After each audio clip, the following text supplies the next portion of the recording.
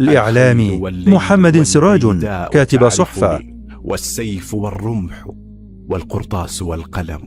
صحبت في الفلوات الوحش منفردا حتى تعجب مني القور والأكم. يا من يعز علينا أن نفارقهم، وجداننا كل شيء بعدكم عدم. ما كان أخلقنا منكم بتكرمة، لو أن أمركم من أمرنا أمم. إن كان سركم ما قال حاسدنا، فما لجرح إذا أرضاكم ألم.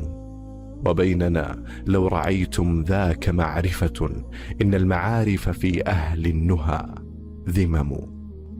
كم تطلبون لنا عيبا فيعجزكم، ويكره الله ما تأتون والكرم.